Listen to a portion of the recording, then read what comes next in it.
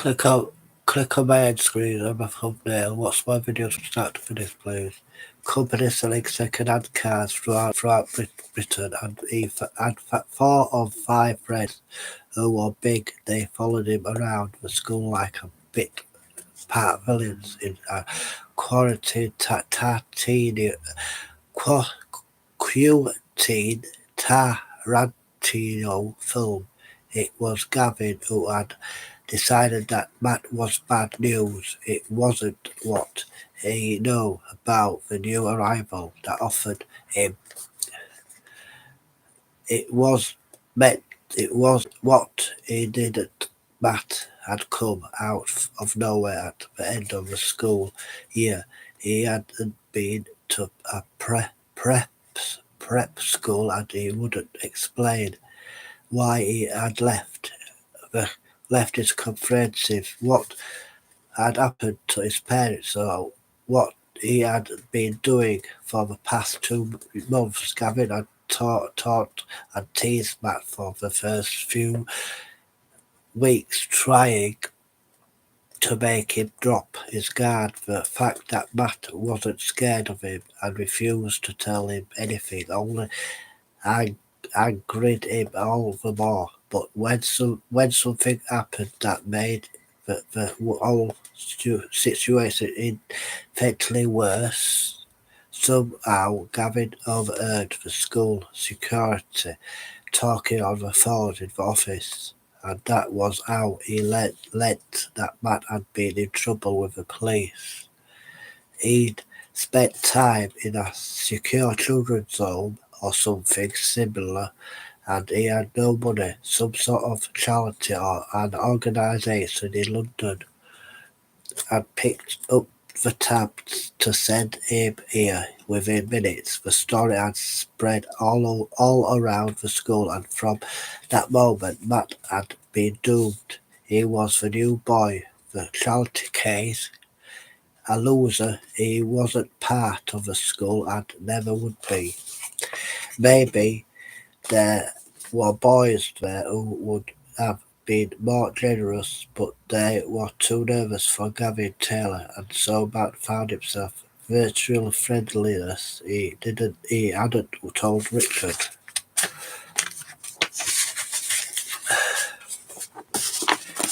He hadn't told Richard any of this. Matt had never been the sort of person to complain when his parents had died, when he had been sent to live with Gowinder Davis, even when he had been working as a virtual slave at Ivor. He had tried to build a wall around himself, but each day was becoming harder to endure. He was certain that sooner or later he would snap.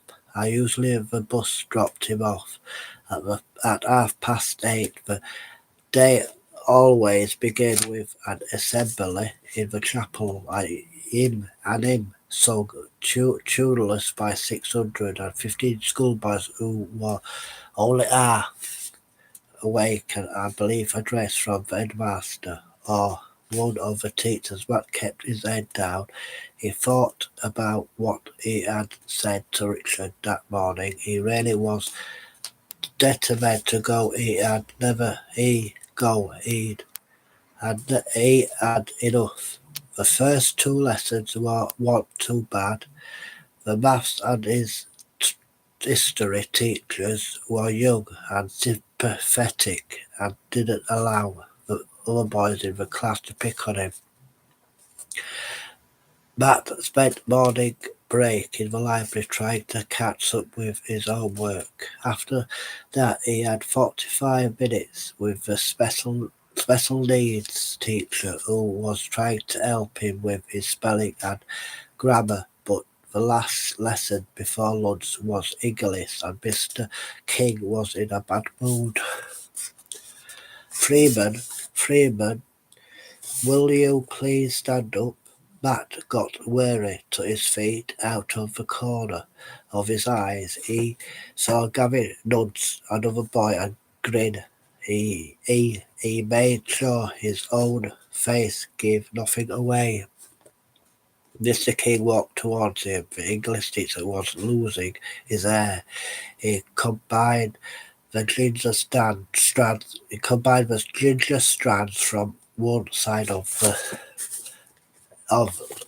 one side of his head to another, one side of his head to the other, but the curve of his skull still showed through. He was holding a dog-eared copy of Oliver Twist, the book they were reading in class. He also had a pile of exercise books. Did you read the chapters that I sent you in Oliver's Twists? He asked. I tried to. Matt said he liked the characters in the story, but he found some of his language old-fashioned and difficult to follow. Why did Charles Dickens have to use so much description? You tried to, Mr. King sneered at him. I think what you mean is you didn't. I did what Matt began. Don't interrupt me, Freeman. Your essay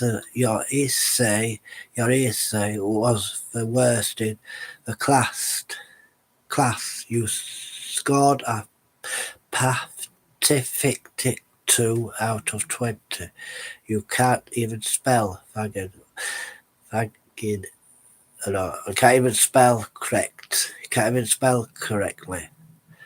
There is no Y in Freeman.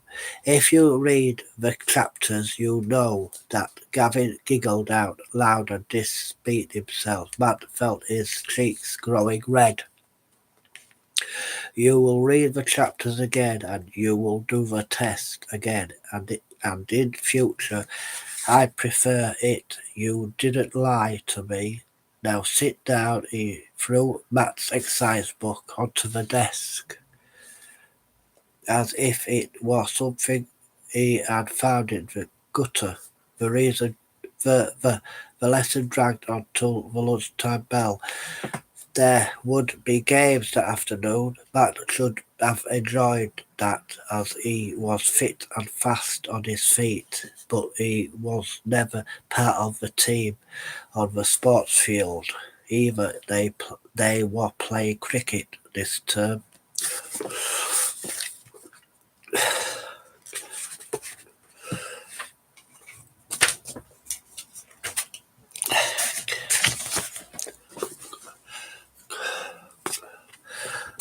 Subscribe it well, share, like, thank you. Watch my videos from start to finish. Click on my screen and my thumbnail, please. Subscribe.